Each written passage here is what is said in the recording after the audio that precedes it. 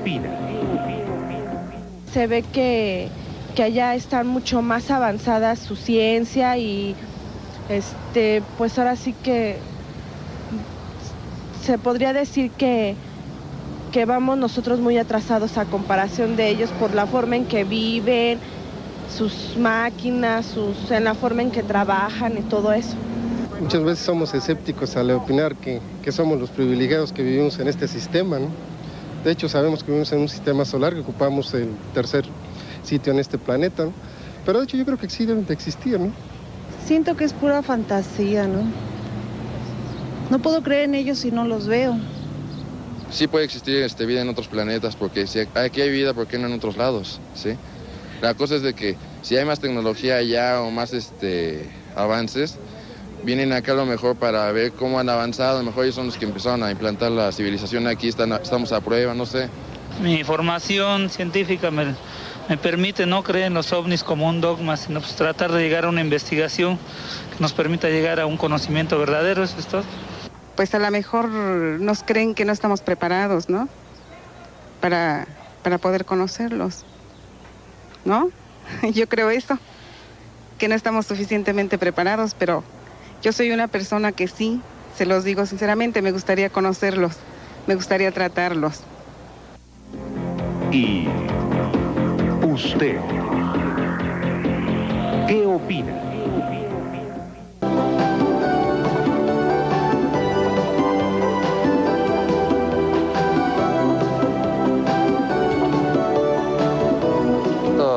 Roberto Sánchez, de Ciudad Juárez. Tengo 17 años. Desde los 14 investigo libros, reportajes y videos.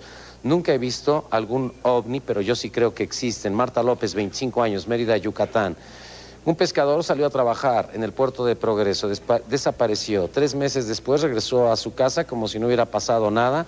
No recordaba qué había pasado a lo largo de todo ese tiempo. Felicidades a Maussan. Juan Martínez Montes, de Toluca. Soy observador del cielo. Estoy de acuerdo con las personas que dicen haber visto un ovni durante el eclipse. Tengo fotografías que tal vez le interesen a Maussan y le dejo mis datos. La señora Blanca Cruz, ¿por qué no han comentado sobre el programa de radio de Ustedes y Nosotros, de Jorge Manuel Hernández? Él hablaba de que a esa hora se veían ovnis sobre el área de Ecatepec. Ulises Cubillas, usted, pasamos todas las llamadas, Ulises Cubillas, de Puebla. Soy extraterrestre, vengo de tal planeta. En relación a las terrícolas les dejo mis datos por si alguna quiere, dice. La señora Lilia Treviño, ¿cómo es posible que los escépticos crean que solo ellos son profesionales y que se dedican a investigar la veracidad de los diferentes fenómenos? Yo creo que Televisa es una empresa seria como para presentar a estas personas que no quieren creer y que están diciendo tanta tontería. Perdón. Televisa está presentando a los dos puntos de vista y Televisa no quisiera inclinarse hacia ningún lado. Es un programa de televisión en el cual hemos invitado tanto a los investigadores escépticos como a los investigadores creyentes. No, pero sí una cosa, Nino, cierto, no queremos creer, queremos saber. Y si eso es un delito pavoroso, entonces todo el conocimiento humano que se ha reunido a lo largo de los últimos 100.000 años de historia vale sombrilla. Es decir, ciertamente no queremos creer, queremos saber con certeza. Y una cosa muy importante, es falso que nos burlemos de la gente. El ejemplo que se puso respecto de un albañil puede ponerse igual respecto a un contador público. No nos va a dar más datos el que sabe un contador público y un físico nos va a dar datos el que sabe un físico. Esto de que nos burlamos de la gente o que somos negativos... Concepción Tercero, de Toluca, los escépticos son personas que se burlan. Por favor, que tengan respeto por los demás. No es cierto. La cuestión es esta, y lo aclaraba muy bien Héctor. No le decimos a la gente estás mintiendo, le decimos puedes haber cometido un error. Creo que quien no esté dispuesto a aceptar que pudo haber cometido un error al ver algo, tiene un problema. Pero no nos burlamos de la gente. Lo que sí nos preocupa muchísimo es aquellas personas que quieren lucrar, llevar agua a su molino, haciéndole creer a la gente cosas que no están debidamente demostradas. Definitivamente la idea de la burla, la idea de que somos negativos, es una agresión personal para impedir caer en el diálogo real sobre datos, informaciones y hechos. Pedro Brul. Sí, digo, después de oír los comentarios del público de la otra sala, llama la atención de que siempre citan como autoridad a von Däniken, que ya está comprobado hasta el cansancio de que es un super charlatán, y a Benítez también. Ahora, los más peligrosos son como el último participante, que de repente saca un libro de física cuántica que no ha digerido, ¿no? Y lo usa como argumento. Lo mismo saca el Scientific American amenazando con leerlo completo, ¿no? Entonces yo creo que son... Ahora, un pequeño comentario que quería decir antes. Esto del fenómeno ovni, o llámese el fenómeno de las cosas que andan paseándose por el cielo, empezó en 1948. ¿Por qué en 48? Se acaba la guerra, tienen un descanso los países y empiezan a sacar nuevos aparatos voladores con todo derecho. Ya tienen 2 años investigando sobre nuevas velocidades en los aviones. Y no tienen por qué andar divulgando que tienen un avión ultra rápido. Y pues de repente puede pasar por todo el mundo, están probando aviones nuevos y eso no tiene nada de extraterrestre, ¿no? Héctor Chavarría.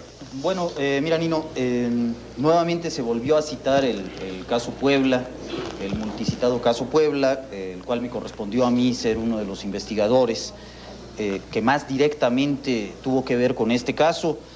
Y nuevamente se volvió a manejar el mito de que no se había podido llegar a los fragmentos o a la supuesta nave extraterrestre porque personal del ejército había acordonado la zona, porque el ejército no dejaba pasar a la gente. Esto es totalmente falso. En el momento en el que los investigadores fuimos a la Sierra Norte de Puebla y nos metimos a buscar, no tuvimos la oportunidad de ver un solo soldado. No había ejército en la Sierra Norte de Puebla. Y yo fui 13 veces a la sierra a lo largo de 6 meses y fui uno de los que encontró los fragmentos del entonces OVNI de Puebla. ¿Y qué? Esto se analizó. Finalmente, pasados 13 años, supimos con exactitud qué era la tercera etapa del Soyuz, del Cosmos 929. La tercera etapa sí era una nave espacial, pero no, sí, pero de la Tierra, había salido de Baikonur. Muy pero bien. Esta cosa de manejar como una especie de paranoia que los militares estaban metidos y no permitían, no es cierto, nunca estuvieron ahí. Nada más para aclarar... Adelante, Eloy, y un momento más vamos con el público que nos acompaña. Bien, sobre alguna de las declaraciones de las personas del público del otro estudio, se mencionaba de que el 3 de enero efectivamente hubo un apagón general espectacular en el estado de Morelos. Inclusive nosotros fuimos testigos de este apagón cuando nos encontrábamos en el campo viendo las estrellas y de repente observamos, así como la película Encuentros Cercanos, una luz brillante detrás de un cerrito y de repente todo se oscurece, ¿no? Y sí nos quedamos un poquito así como perplejos, pero ya después nos enteramos que fue la explosión de una de las plantas de luz, de energía que surte gran parte del estado de Morelos. Ahora, en un programa anterior se había manejado de un ovni que explotó sobre la región sur del estado de Morelos, Jojutla, Zacatepec, etcétera, y pues ya se había informado en su oportunidad que realmente se trató de un bólido, un objeto muy grande que causó pues bastante conmoción porque explotó al penetrar en la atmósfera, se fragmentó y hubieron muchos testigos efectivamente de esto, pero no se trató de ninguna manera de ningún platillo volador como se nos quiere hacer creer. Héctor Chavarría. Bueno, respecto a un comentario que hizo Luis Andrés Jaspersen acerca de las hipótesis del ex sacerdote Salvador Freixedo, que otros autores habían coincidido, aquí hay una equivocación en tiempos. John Keel ya había escrito en Caballo de Troya, en Operación Caballo de Troya, no Caballo de Troya, la de Benítez, sino Operación Caballo de Troya, había escrito todo lo que posteriormente menciona Freixedo, y Pasaporte a Magonia de Jacques Vallée es también anterior a los libros de Freixedo. Muy bien, vamos con el público. ¿Querías hacer un comentario, Julieta? Sí, una cosa que me encanta es que a raíz del eclipse tantas personas hayan volteado a ver el cielo, en particular en la Ciudad de México, ya muy pocas personas lo hacen porque es muy difícil. Pero yo creo que este entusiasmo por mirar el cielo ojalá continúe y que las personas volteen cuando salgan al campo a observar las estrellas. Y así, si de veras ven una cosa que no estaba ahí antes, la pueden reportar, pero porque ya otras veces han observado el cosmos y conocen la diferencia entre un objeto nuevo y uno que siempre ha estado ahí. Adelante, Héctor Escobar. Se volvió a salir con el caso Billy Meyer, que está demostrado hasta la saciedad, aunque no crea Jaime Maussan en esto, que es un fraude de la peor especie, hecho con todas las intenciones de ganar dinero, de vender libros. Al señor Billy Meyer se le encontraron fotos que no le salieron bien, quemadas. Negativos. Su misma esposa dijo que era un fraude. Se encontraron maquetas de las naves, se encontró cómo hacían las películas y hasta la foto del ojo de Dios. O sea, Billy Meyer es lo más ridículo que he oído en ufología en los últimos 20. Una foto de un pterodáctilo, lo más ridículo de los últimos 20 años. Ahora, nadie lo cree excepto Jaime Maussan. Hay dos investigadores de ovnis. Adelante, Mario. Hay dos investigadores de ovnis que en sus publicaciones han manifestado que el caso Meyer se trata de una falsificación. Son de primer orden estos investigadores. Uno es James Lorenzen, director de una organización llamada APRO. Yo tenía la información sobre este caso y la vez pasada me dijeron, lo que pasa es que él se peleó y por celos retiró el reconocimiento de APRO al caso de Billy Meyer. Pero también el rival, que vendría a ser Walter Andrews, el de MUFON, en el número de la revista de MUFON de julio de 1980, en su crítica al libro Contacto en las Pléyades, señala las mismas objeciones sobre la veracidad del ovni de Meyer, y detallando además lo que se encontró cuando los investigadores visitaron la casa de Meyer. Y no es solo él, Bonkevisky del ICUFON también lo descartó. Es decir, estamos hablando de personalidades de primera línea en la investigación de los ovnis. No escépticos, ovniólogos y creyentes. Muy bien, tu nombre. Roberto Gutiérrez. Yo pienso que, bueno, yo sé que en todo el cosmos existen millones de planetas, galaxias, todo eso. Yo pienso que es imposible pensar que somos los únicos. Yo creo que sí puede haber otro tipo de vida, no se sabe. Es uno de los grandes errores. Totalmente de acuerdo. Siempre hemos afirmado la casi certeza de que hay vida en el universo. Casi es seguro que hay vida inteligente aparte de nosotros en el universo. Lo que está muy difícil es que nos hayan venido a visitar. No hay pruebas suficientes para hacer tal afirmación. ¿Tu nombre? José Luis Ramírez. Mire, quiero volver a hacer un comentario sobre la posibilidad de que los extraterrestres o los ovnis, como sea, ¿no? Se transporten desde tan lejos hasta acá. Ya lo había comentado en otra ocasión, pero quiero redundar en eso. Ahorita que hay un físico, a ver si estoy en un error. Cuando ahorita que se está investigando sobre la materia en Francia, en unión con Francia y Suiza, en el acelerador LEP, creo que se llama, se investiga sobre la materia. Entonces se está investigando qué es lo que produce la masa. Ya se había inferido por ecuaciones matemáticas que son los bosones de Higgs. Entonces estos bosones son los causantes de la creación de la masa. Yo ya había dicho que si se logra controlar estos bosones, como se controlan los electrones, los protones y todo este tipo de cosas, pues se podrían controlar estos bosones, no en este tiempo, más adelante, y así anular la masa. Al anular la masa se puede acelerar cualquier objeto a la velocidad de la luz, porque no hay masa.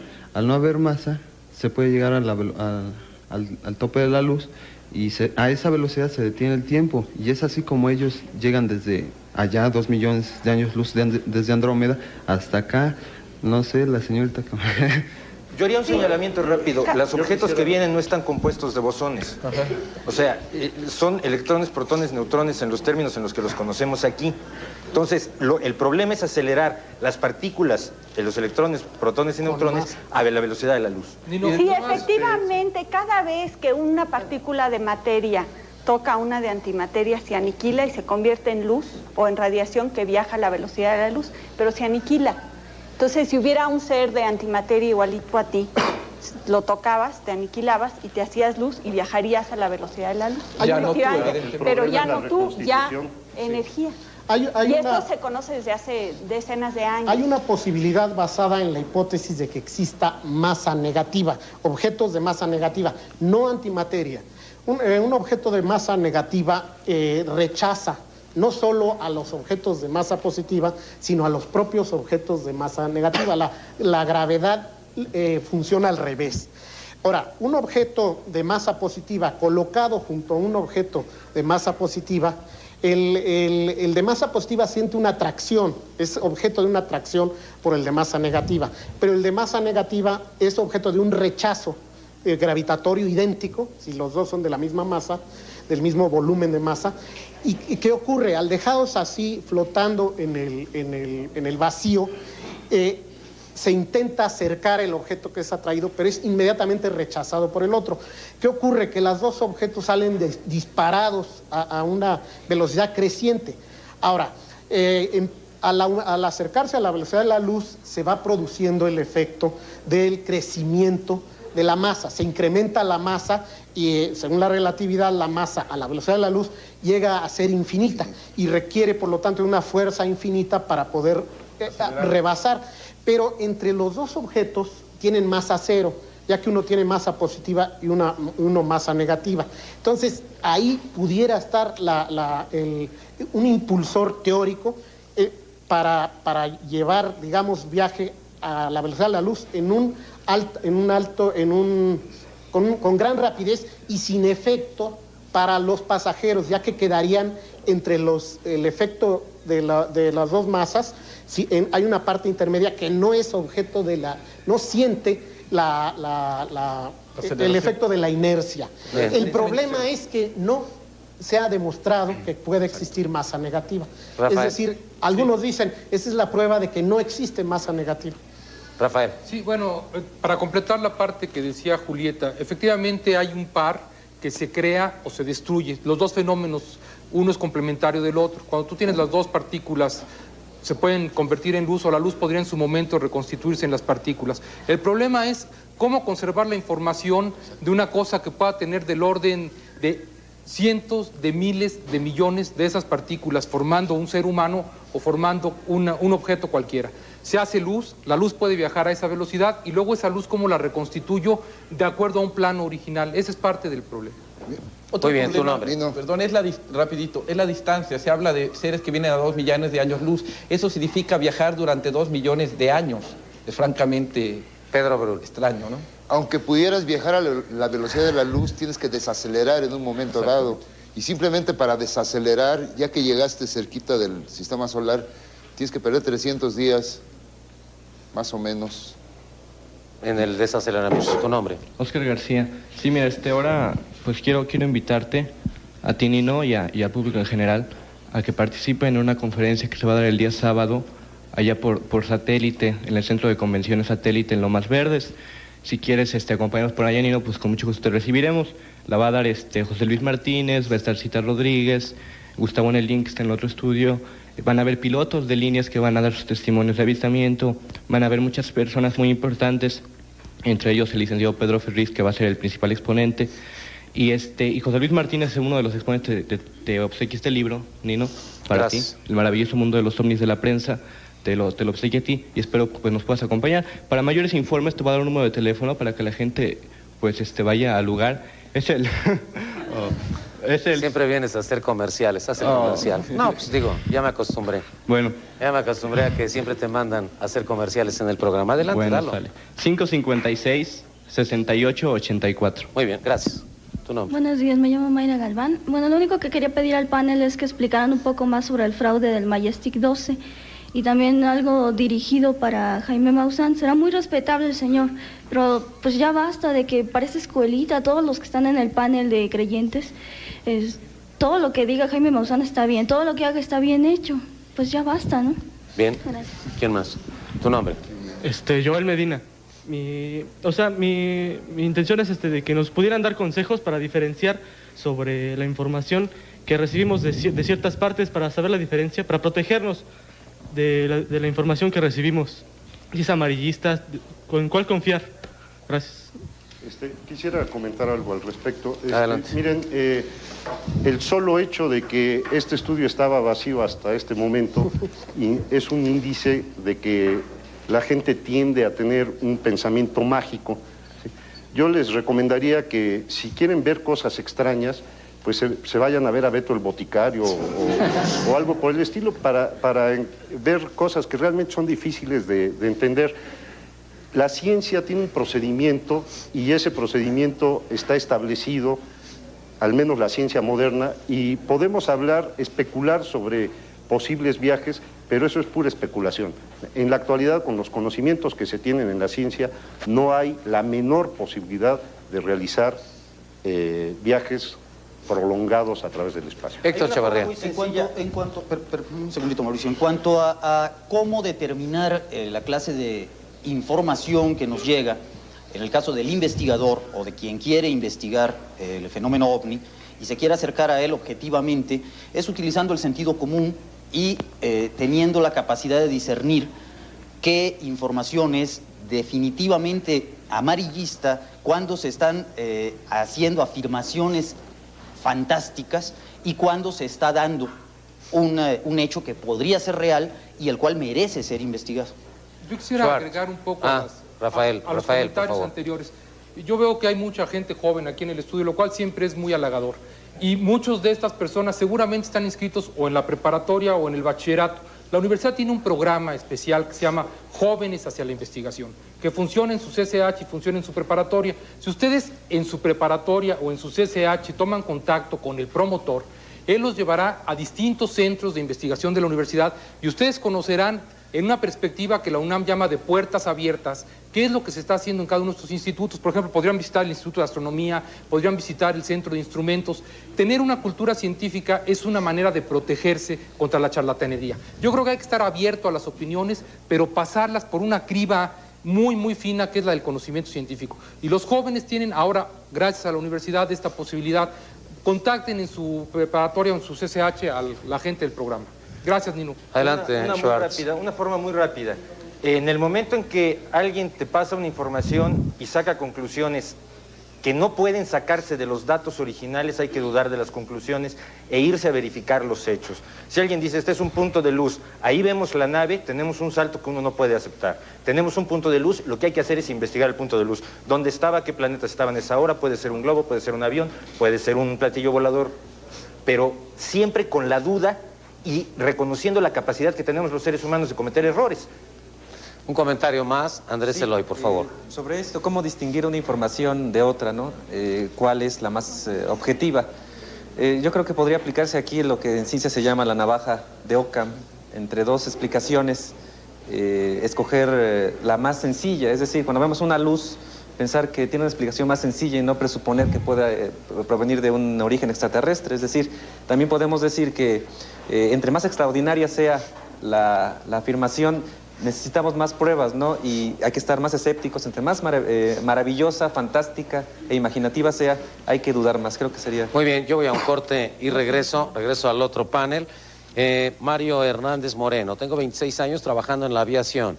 En 1980 íbamos a Utah, Estados Unidos. En el norte vimos un objeto que salía del desierto, lo más curioso, el giro 360 grados. Se fue elevando hasta tomar el tamaño de una pequeña esfera roja y después desapareció. Tomaba yo fotografías, al revelar el rollo no salió absolutamente nada. Esteban Toledo. Soy de Tuxtla Gutiérrez. En una isla llamada Las Palmas se ven muchos ovnis. Si a Jaime Maussan le interesa, le dejo mis datos. Norma Rueda Martínez de Puebla. Si los escépticos se dicen estudiosos, por favor, no se burlen de otras opiniones. Carlos López de Guadalajara. Quiero invitar tanto a los escépticos como a los creyentes a que continúen haciendo el programa entendible y comprensible para todos. Respecto al ovni del eclipse, creo que fue un objeto demasiado grande y está muy lejos, puesto que su brillo escapó de la sombra de la luna. Catalina Fernández, mi felicitación a Jaime Maussan. Kaita Fleites, no estés interrumpiendo a los invitados. No los he interrumpido. Ahora ni entre ellos se interrumpen. A la persona que dijo que por primera vez acababa de ver un ovni en forma triangular.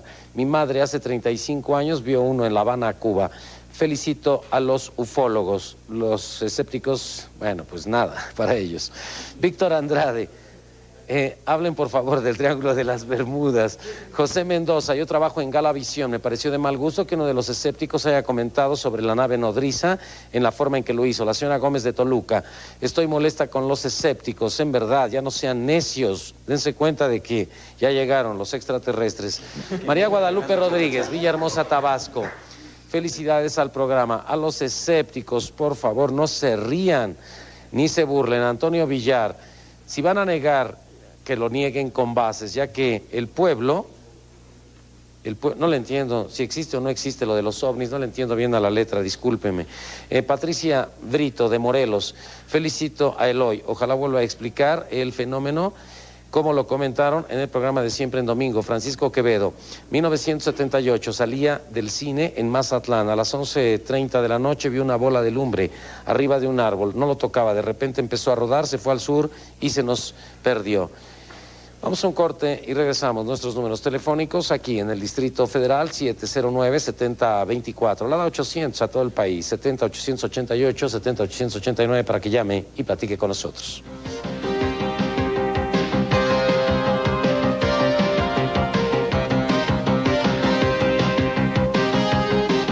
¿Y usted qué opina? Con Nino Canún, programa de debate y polémica, en vivo, desde el puerto de Veracruz, los días 11, 12 y 13 de marzo, con teléfonos abiertos. Llame y platique con nosotros. Su opinión es importante.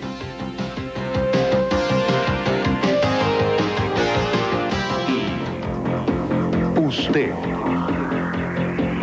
qué opina? Se han hecho varias observaciones acerca de que en el desierto de Chihuahua han estado experimentando personas de la NASA con extraterrestres acerca de las diferencias naturales que existen tanto en otra vida como en esta. Además, tantas situaciones que se han dado sin solución todavía, ¿verdad? Probablemente no es muy regular su aparición, pero que de hecho sí existe. Cuando he ido en avión también nos hemos visto y en muchas partes se ha publicado y yo he sido testigo presencial de algunos hechos. Son cosas que uno no puede creer, sí, y eso casi no existe. La gente piensa que sí existe, pero normalmente no existe las cosas. Era un platillo luminoso, grandísimo, con luces muy llamativas, pero adentro no se veía más que luz nada más. Yo alcé la vista y vi eso. Y ya después me puse a pensar y vi que realmente sí era, porque pues un helicóptero hace ruido. Científicamente no está comprobado todavía, pero hay muchas cosas que no tienen explicación todavía. No he tenido nada que me haga creer en eso, ninguna experiencia que me haga creer en eso. ¿Y usted?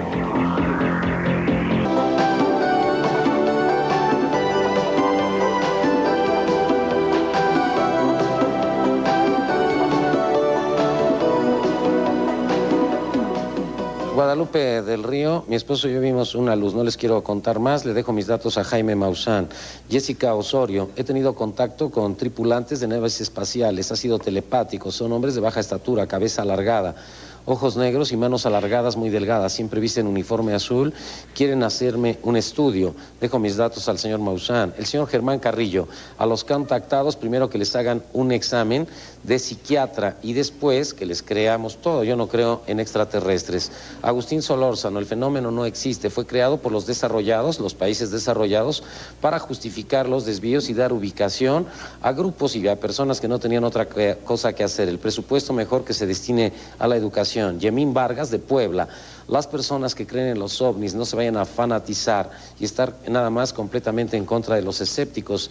Francisco Gastelum, ¿hay alguna opinión oficial de la NASA, de la Fuerza Aérea, de la Naval sobre ovnis en los Estados Unidos? Isaac Valenzuela, hay dos poblaciones aquí en Sinaloa, una se llama Costa Rica y la otra San Ignacio. Hemos visto objetos voladores no identificados. Leticia López de Guadalajara, si alguien sabe algo del 11 de enero de 1992 que expliquen el fenómeno. Maussan. Sí, yo nada más quería hacer notar que les pedía a mis compañeros escépticos una explicación inteligente de lo que habíamos presentado, una explicación lógica que todos pudiéramos entender. El señor Schwartz decía que se trataba de una estrella de Venus. Sin embargo, en las amplificaciones podemos ver que en todas muestran las mismas características, una sombra en la parte inferior, un doble domo, un brillo metálico. Eso jamás lo explicó. Si fuera verdad que fuera Venus, hubiéramos recibido estos videos prácticamente de todo el país, porque en todo el país estuvo grabando el eclipse y y se estuvieron grabando los diferentes planetas o estrellas que había en ese momento. Sin embargo, solamente en los que encontramos en la ciudad de Puebla y aquí en la Ciudad de México nos dan esto. Ahora, finalmente, si un científico va a rebatir algo, yo pienso que deberían de tratar de filmar una estrella y distorsionarla de tal manera que se pudiera demostrar que va a tomar la misma forma de lo que estamos presentando. Si no es así, deben admitir que en principio se trata de un objeto volador no identificado. Decía el señor Schwartz que yo afirmaba que se trataba de una nave, como si estuvieran esperando en qué momento lo decía. Yo digo que parece ser una nave, y yo se lo pongo a su consideración si no parece ser una nave. En el programa del 21 de febrero presentamos aquí 10 videos, estuvo el señor Escobar y algunos otros escépticos, les pedimos que los analizaran, que los vieran. Regresaron el lunes, 3 días después, diciendo que eran mafufadas, sin volverlos a ver. Esa es más o menos tradicionalmente la actitud de los que se enarbolan como portadores de la verdad o como los defensores de la ciencia. Es decir, la burla, el escarnio, el mofarse de las personas sin ofrecer absolutamente nada.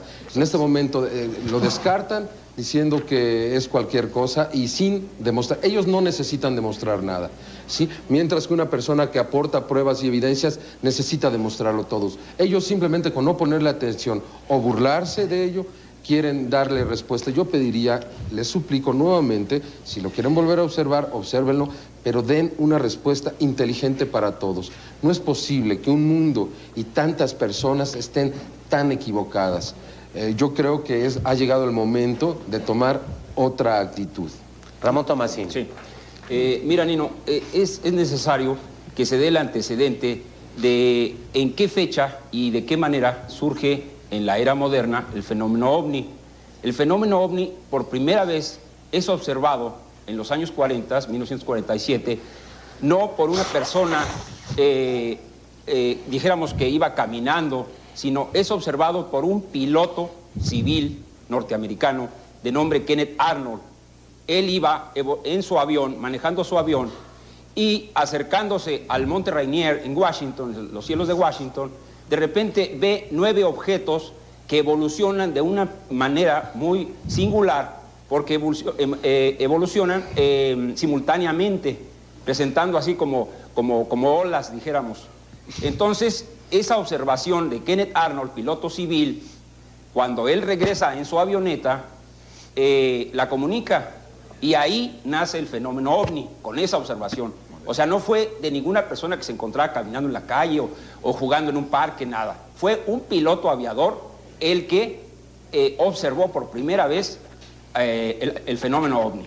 Ahora, en esos términos, un investigador extraordinario para mí, porque ya que participé en el primer Congreso Nacional de OVNIs, el primero que fue muy, muy numeroso, muy famoso y muy interesante, el del año 76 en el Camino Real, ahí yo fundamenté mi tesis precisamente en lo que cita este investigador extraordinario que es Jessup, Morris K. Jessup, en su libro El caso de los ovnis. Él escoge a un astrónomo mexicano, fíjate que él siendo norteamericano, escoge a un astrónomo mexicano para citar en su libro El caso de los ovnis, un testimonio en donde este astrónomo mexicano que es Bonilla retrató, fotografió con su telescopio 230 objetos que pasaban en la esfera del Sol, enfrente del Sol. Este antecedente incluso se encuentra en el observatorio. Me imagino que las fotografías se pueden todavía conseguir. Entonces, este es un antecedente muy valioso.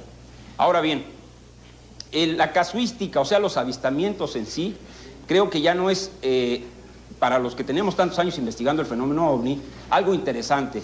Lo interesante en sí es ver, ubicar, situar al fenómeno ovni globalmente. O sea, el fenómeno ovni, de hecho, sí está hablando y sí está comunicándose con nosotros. Lo que sucede es que tiene un código y tiene un lenguaje que nosotros, los ufólogos, obviamente tenemos que ir entendiendo y obviamente tenemos que ir descifrando. Por ejemplo, David Tansley, en su libro Los mensajeros de la luz, extraordinariamente plantea que el fenómeno ovni es así como un lenguaje simbólico desde el punto de vista esotérico, en donde cada forma, cada manera de presentarse del fenómeno tiene su profundidad dentro del esoterismo y su significado dentro del esoterismo. A mí el libro de David Tansley realmente me hizo avanzar en la investigación ufológica bastante, porque yo no había contemplado esa situación. Ahora, yo preocupándome por cómo es que este astrónomo mexicano Bonilla retrata en su telescopio 230 objetos que pasan frente a la esfera del Sol, entonces a mí me interesa en esos momentos el Sol como punto de contacto para el fenómeno ovni. Y ahora resulta que en las investigaciones del Sol, en la astrofísica, hay estudios interesantísimos, extraordinarios, en donde precisamente dentro de la actividad solar se desprenden de la masa del Sol lo que se llaman flares, que son llamaradas, grandes llamaradas, pero llamaradas que curiosamente se convierten en figuras caprichosas. Y mi investigación fue en el sentido de que encontré, yéndome al Departamento de Astrofísica de la UNAM, encontré fotografías que me facilitaron ahí de esta actividad solar, porque me quedé verdaderamente sorprendido de que formaciones de estos flares y las formaciones de los ovnis que están por ahí retratados y dibujados y todo eso son exactamente iguales. Entonces, creo yo que ahora, con los estudios que se han hecho del Sol tan avanzados y que se ha descubierto, Nino, que es una cosa verdaderamente extraordinaria, que entre el Sol y la Tierra prácticamente no hay espacio vacío, porque resulta que la radiación del Sol, o sea, la luz que emite el Sol, es materia energética que baña y envuelve a nuestro Sol, y que ahora los astrofísicos dicen que esta atmósfera del Sol, de hecho, constituye parte del cuerpo del Sol. O sea, no es una simple luz que llega, no es una simple radiación, sino que es parte del cuerpo del Sol en el que nosotros, la Tierra, estamos inmersos. Entonces resulta que los fenómenos que nosotros estamos contemplando aquí en la Tierra le pertenecen más al Sol que a la Tierra misma. Ahora, el fenómeno en sí, desde el punto de vista de su característica, de su psicología, dijéramos, como fenómeno inteligente, yo he observado que podría, dijéramos, de alguna manera creerse que este fenómeno es una realidad virtual, por ejemplo, un holograma que se puede, conociendo los elementos y el método, se puede crear una figura en el espacio que tú jurarías que es de 3 dimensiones. Muy bien. Y sin embargo, es simplemente una realidad virtual, como le llaman ahora los científicos. Bueno. O sea, que no existe en realidad, pero que nosotros podemos verla desde el punto de vista como un objeto real. Hay otra cosa que a mí me gustaría mencionar desde el punto de vista de la interpretación de este fenómeno, que dentro del lenguaje de la parapsicología, este fenómeno se comporta más como un aporte, es decir, como una materialización. Es un fenómeno que aparece, lo mismo que en el instante puede desaparecer, o sea, como una cosa que se materializara y que instantes después se desmaterializara. Entonces, en este sentido también se han hecho ya muy interesantes investigaciones, y entonces para mí, que entre la realidad virtual y el aporte dentro del lenguaje de la parapsicología, hay mucho de la explicación del fenómeno. Sin embargo, creo yo, y después de 40 años de investigación, siento que lo que también está detrás del fenómeno ovni, que para mí sí es una inteligencia, y ahí sí no me parece chocante, por ejemplo, decir que sería una inteligencia extraterrestre la que maneje esta tecnología realmente. Entonces, para mí no me interesan las naves, ni sus formas, ni cosas de ese tipo. A mí me interesa que el fenómeno se presenta, que es un fenómeno que hay una inteligencia detrás, que se comporta inteligentemente, que nos evade, de alguna manera, evade a los científicos, evade a los, en fin, a las gentes que de alguna manera los buscan, y sin embargo se les presenta a las gentes que no tienen ningún contacto con ellos. Entonces, yo siento que el fenómeno es inteligente, tiene una inteligencia detrás. Y para mí, que el evento extraordinario que se está presentando en esta última década de este siglo XX sería dar con esa inteligencia, para mí sí extraterrestre, que yo sostengo que esa inteligencia es nuestro mismo Sol. Bien. Si consideramos a nuestro Sol como un organismo vivo un organismo vivo, ya que se han investigado precisamente que las energías que vayan a la Tierra vienen desde luego de nuestro Sol, y mi postulado en ese sentido es que si nosotros somos seres inteligentes, ¿por qué si recibimos todos los órdenes de energía que conocemos del Sol, no podemos recibir del Sol también la energía inteligente? Esta sería otra forma de inteligencia, de otra constitución, que obviamente tendríamos que empezar a abrir bien los ojos y a estudiar con detenimiento. Muy bien. Gustavo, ¿qué es lo que mostraste? Porque salía en la pantalla, pero no sabemos qué es. Algunas cosas interesantes. En primer lugar, quiero desmentir desde luego la invitación que yo voy a estar en un panel, no es cierto, mandaron al grupo, al centro, a invitarlos para que participaran como espectadores. Este es una desinformación que se maneja en los periódicos amarillistas de Estados Unidos, que un ovni aparece sobre un portaaviones, ¿verdad? Esta es la malinformación. En un portaaviones de Estados Unidos aparece un ovni, ¿verdad? Es mala información para el público. Ahora les quiero enseñar una información muy seria. Esto fue visto, creo que en 67 en Brasil. No tengo los datos exactos, no lo veo ahorita. ¿Qué fecha es? 67. 66. Sí. Esto fue visto en Brasil. 66. No es un avión, no es es un puntito que vemos ahí, 66. Es un trompo. Esto fue sacado en esta fecha. Y aquí tengo del proyecto Autocar que Estados Unidos hizo en 1959. Quiso hacer varios ovnis y voló. Es un ovni entre Canadá y Estados Unidos como proyecto secreto en 1959. Una gran turbina aquí adentro y se levantó este aparato pues unos 4 o 5 metros. No sé hasta la fecha qué aparatos tengan modernos. Yo creo que los escépticos nos ponen una explicación muy amplia sobre este, toda la información necesaria para explicarnos exactamente qué aviones últimos modelos tiene la Fuerza de Estados Unidos. Antes de terminar más, quiero hacer lo siguiente. Quiero ubicar, por favor, a los ufólogos y los escépticos. Son dos grupos de investigaciones científicas con distinta tendencia. La tendencia, hay dos teorías de hipótesis plausibles, todavía no comprobadas. Plausible que sí es posible comprobarlos más adelante. Una es la teoría extraterrestre y la teoría terrestre. Los escépticos pertenecen a la teoría terrestre en una parte nada más, porque hay otra parte donde ellos no tocan. Los ufólogos abarcan todos estos temas, incluyendo el extraterrestre, y el terrestre es más amplio su campo. Por eso, desgraciadamente, los escépticos son de una sola teoría terrestre y una parte de ellos están limitados en su campo. Bien, yo quisiera dar un comentario. A ver, adelante, Rodolfo, por favor. Bueno, yo he sido cuestionado en varias intervenciones por los escépticos. Quisiera ahora sí aprovechar la palabra y que me pusieran un poco su atención. Para empezar, al escéptico que comentó que sacaba yo una revista de investigación y ciencia que quería yo sorprenderlo, bueno, quiero comentarle que mi intención no es sorprender a nadie, y mucho menos a él. Mi intención, definitivamente, solamente es dar información, participar información que en mi haber pues tengo investigado. Esta revista de American Scientific ese artículo está editado por Daniel Z. Friedman, que es doctor en física en la Universidad de Massachusetts.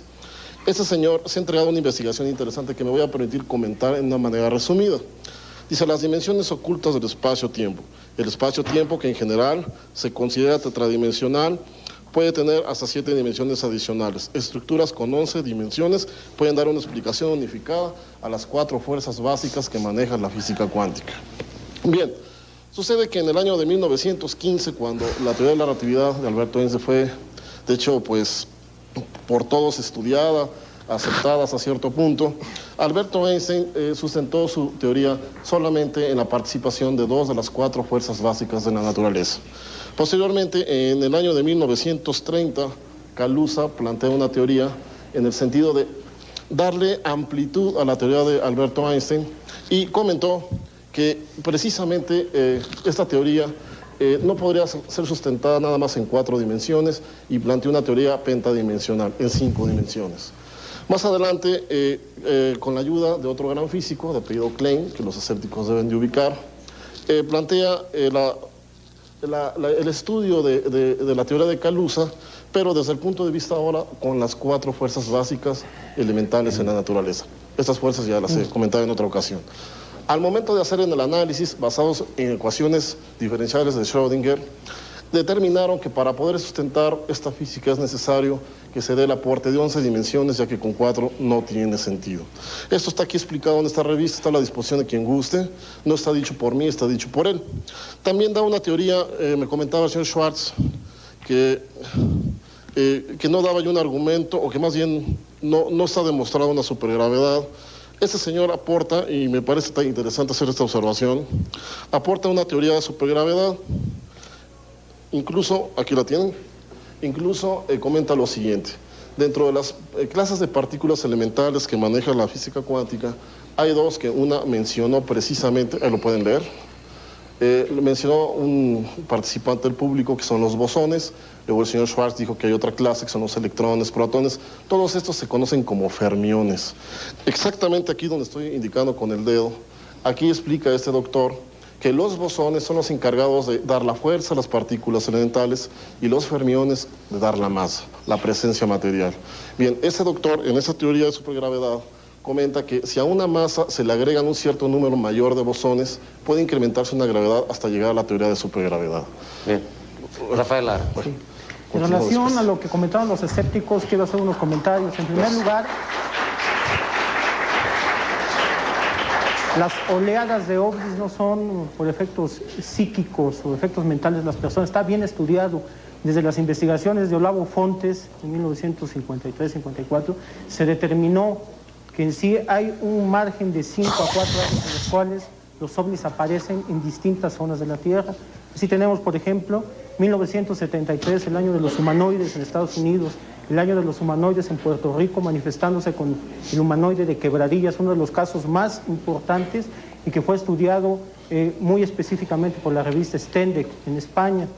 Tenemos en 1983 oleadas de ovnis y de humanoides en Francia, en Inglaterra, en Rusia, en el 88, en Rusia, que eso ha sido estudiado de una forma muy importante por el astrónomo Jacques Vallée en un libro que próximamente saldrá, que será el de UFO Chronicles, o sea, Crónicas de OVNIs en la Unión Soviética.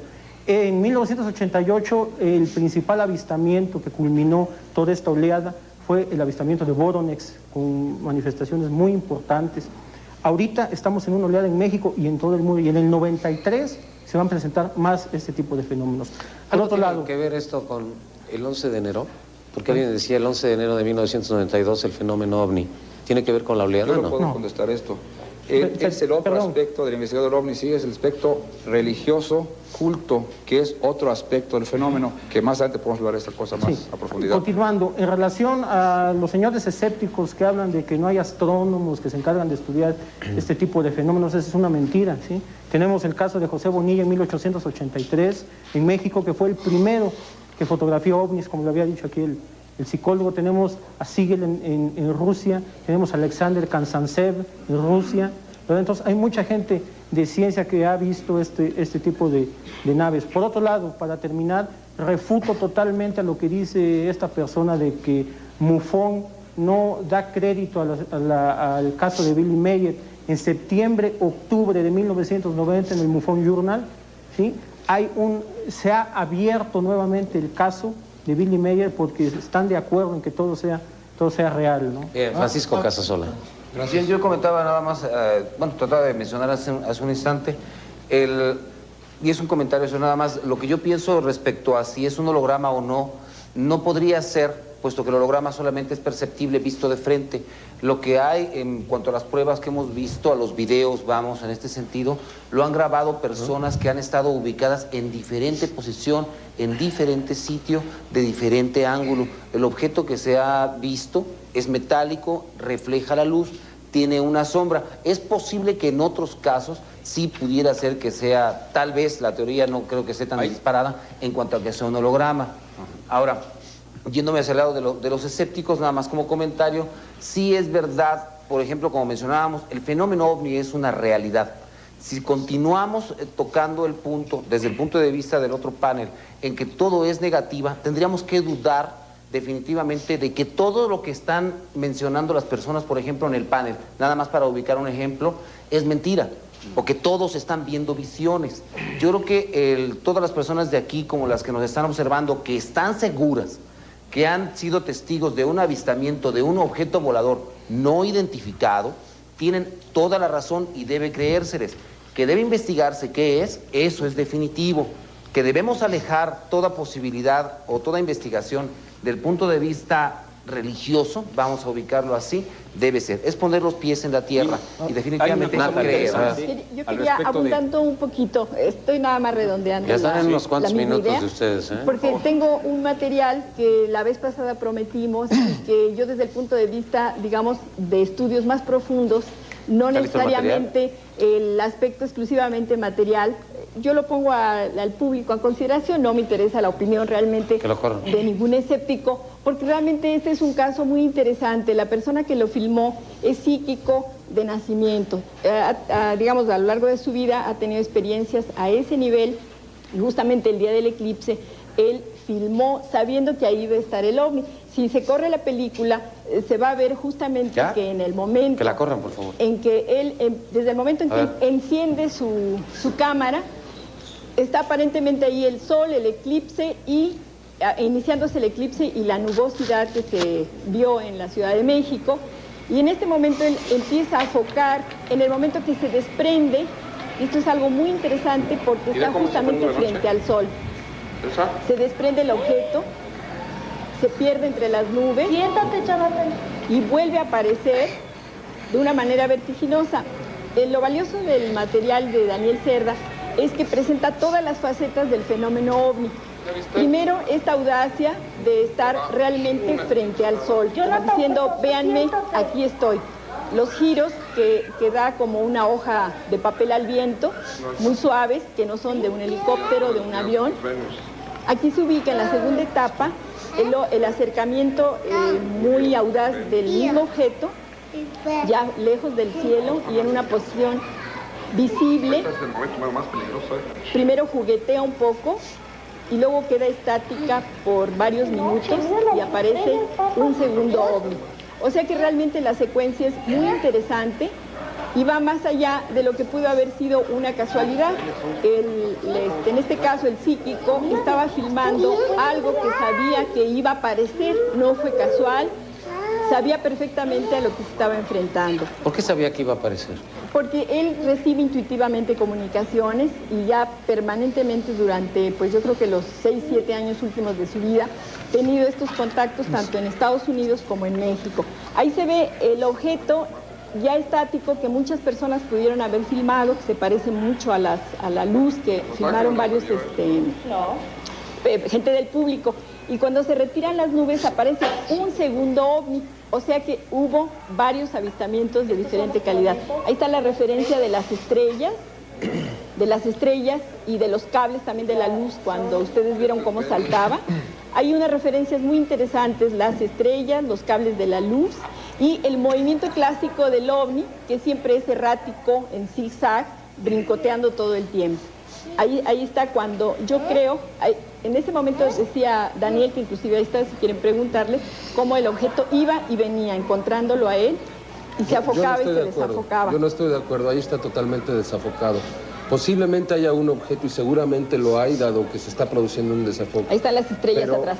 Pero este ovni circular, ya lo presentábamos en el primer programa, se trata de un desafoque, esa forma como de vampiro que hace, no nos permite. La primera parte del video se me hace notable, pienso que es muy interesante para ser investigada, pero la segunda parte, cuando se desafoca y aparentemente sube y baja el objeto, yo pienso que no es absolutamente cierto. Ahí aparece... Es muy marcado, Natalie, es muy marcado porque al momento de acercarse a algo que sí es imperioso realizar, es enfocar, aunque sea manualmente. De hecho, y es una cámara automática, o sea que la cámara súper solita, afocada y pero desafocada. Tiene un botón que la hace manual. Claro. Mencionábamos que por alguna extraña razón, cuando se maneja el foco automático y se está grabando un objeto volador no identificado, se pierde el foco. Yo no sé por qué. Ahí están dos objetos, la referencia son las nubes, y yo lo que pienso que no es importante el afoque o el desafoque, sino toda la secuencia completa Él sabía que estaba el ovni, afocó inmediatamente, nunca le interesó filmar el eclipse. El eclipse sirvió de referencia, el movimiento ondulante y inclusive al final 2 objetos más, ¿no? Entonces, lo que yo quiero decir es que más allá de decir fue o no fue, era un foco, fue un helicóptero, fueron los cohetes de la villa, lo que haya sido, más allá de todo eso que se presta a burlas casi siempre, hay una constancia de esta situación que es lo que realmente debemos estudiar, que son los contactos. Y si hay oportunidad, hay una cosa muy pequeñita que es toda una investigación muy bien documentada de un escritor norteamericano que padeció las visitas de extraterrestres de diferentes clases. Como él es escritor, pudo exteriorizar su historia porque después de un estado de hipnosis profunda pudo revelar su experiencia y se llevó a la pantalla. Me voy a un corte y regreso. Yo le quiero ofrecer disculpas al público que está viendo el programa. Los estornudos y la limpiada de nariz son mías. 1000 disculpas y le estoy echando a perder su grabación, pero con esto de la gripa, bueno. Laura Vala, no estoy de acuerdo con Schwartz. Florencio Vargas, yo no creo que haya vida en otro planeta, ya que nunca he visto ningún ovni. Jorge Paniagua, quiero felicitar a Julieta Fierro, quiero felicitar a Maussan, quiero felicitar a Mario Méndez y a Mauricio Schwartz. Isabel de la Peña, ay, muchas gracias por todo lo que me dice. Muchas gracias, ya la necesitaba. Silvia Garza de Saltillo, a los escépticos, creen en Dios y nunca lo han visto. Julián Vázquez de Tepic Nayarit, aquí seguido se ven plateadas, luces plateadas que viajan a una velocidad estratosférica. La señora Bobadilla de Querétaro, estamos molestos en casa por la ironía y negación de los escépticos. Mi padre era escéptico hasta que vio por segundos un ovni a poca distancia. Ay, discúlpenme. La familia Gutiérrez, respeten a Maussan, por favor, los escépticos no se burlen de él. El licenciado Augusto Vélez de Polanco, hubieras invitado a Neri Vela. Guillermo Trejo, discúlpeme tantito, Guillermo Trejo de Colima, felicidades a Jaime Maussan. Y tenemos más llamadas telefónicas. María de Lourdes Ocaña, de San Martín Texmelucan. Es una lástima que los escépticos no crean en los ovnis, pero pienso que sí creen, aunque lo quieren negar ante la televisión. Sonia Hinojosa de Monterrey, Nuevo León. La próxima vez que tengas un programa, en lugar de separar a los escépticos, mejor no los invites y llevas a 20 ufólogos. Ana Gloria Gastelum de Tlaxcala. El año pasado iba por Zacatelco en Tlaxcala. Vimos una luz muy intensa en el cielo que iba descendiendo de una forma lenta como si fuera una pluma. Viajaba en un coche con mi tía. El reloj se detuvo inmediatamente a la hora en que vimos esto y la batería del vehículo se bajó. El vehículo se detuvo. El contador público Mario Cabrera de Puebla. Tengo grabaciones de un contacto directo con seres de otro planeta. En una prueba evidente de la existencia de otros seres, dejo todos mis datos al señor Maussan. Patricia Carranza, soy escéptica, pero creo que Maussan se está aprovechando y no creo nada de lo que él ha dicho.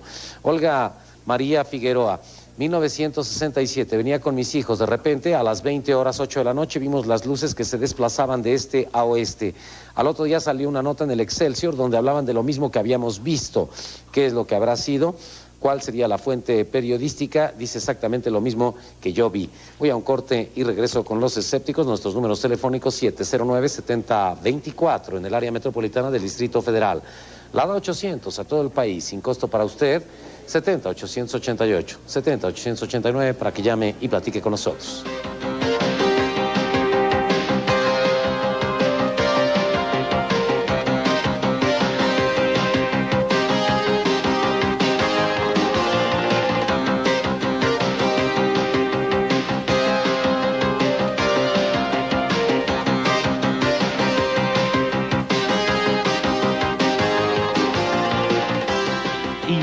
¿Qué opina?